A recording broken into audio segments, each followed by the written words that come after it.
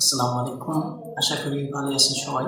গতকালকে আমাদের ক্লাসটা হয়নি। গতকাল কয়েকজন ক্লাসে উপস্থিত হয়েছিলেন। ওনারা বলতেছিলেন যে ভাইজান আমাদের আজকে একটু ব্যস্ততা আছে, তাই আমরা ক্লাসটা করতে পারবো না। ওনারা বলেছিলেন যে ভাইজান আমাদেরকে আজকের ক্লাসটা ভিডিও রেকর্ড করে দিয়ে, তাই আমি ভাবলাম আজকে থেকে আমি ক্লাসগুলা ভিডিও রেকর্ড করে দেব এবং 2 থেকে 3 দিন পর পর লাইভ ক্লাস নিব।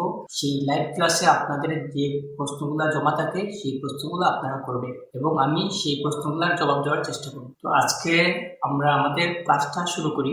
আমাদের ক্লাস হচ্ছে মৌখিক ব্যায়াম।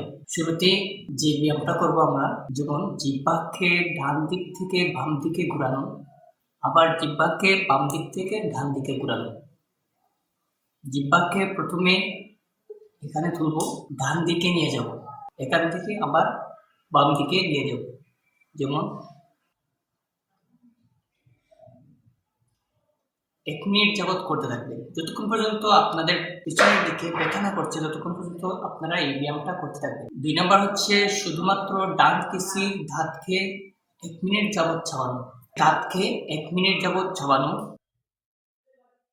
আবার বাম কিসির দাঁতকেও এভাবে চাবাতে থাকবেন। আমি দেখাচ্ছি না। 3 নম্বর ব্যায়াম হচ্ছে আমাদের মুখকে বাতাস দ্বারা ফুলানো।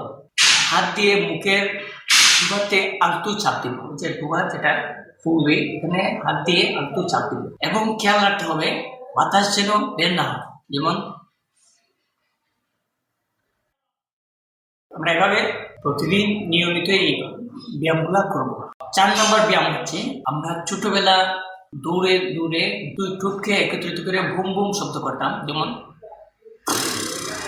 আমরা এভাবে প্রতিদিন এই ব্যায়ামটাও করব। 5 নম্বর ব্যায়াম হচ্ছে আমাদের 2 ঠোঁটকে বাতাস দ্বারা ফুলাবো, দাঁতের সাথে যেন ঠোঁট না লাগে। এরপরে আরো কিছু ব্যায়াম আছে যেগুলো আমি আজকে দেখাচ্ছি না, আমি শুধু বলে দিচ্ছি। আমাদের সামনের অংশের ঠোঁট বাতাস দিয়ে ফুলাবো যেন দাঁতের সাথে ঠোঁট না লাগে। আমাদের সামনে 6 নম্বর ব্যায়াম হচ্ছে আমাদের জিহ্বাকে 2 চোয়ালের দাঁতের সাথে না লাগিয়ে সামনের দিকে ঝুলিয়ে রাখার চেষ্টা করতে হবে। আমাদের জিহ্বাকে এভাবে সামনের দিকে ঝুলিয়ে রাখার চেষ্টা করতে হবে।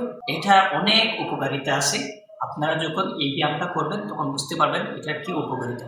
2 কিসির দাঁতকে একত্রিত করে আমাদের ঠোঁটকে আলাদা করার চেষ্টা করতে হবে। আরো আছে, গিফটটা গ্রুপে দিয়ে দেবো, স্ক্রিনশটটা আমি দিয়ে দেবো। স্ক্রিনশট দেখে আপনারা ব্যায়ামটা করতে পারবেন ইনশাল্লাহ। আমি এইগুলা সাধারণত দেখানো হয় না, আপনার ব্যক্তিগতভাবে এগুলা করতে পারবেন। দেখানোটা খুবই মুশকিল। আজকের ক্লাস এই পর্যন্তই, দেখা হবে আগামী পর্বে।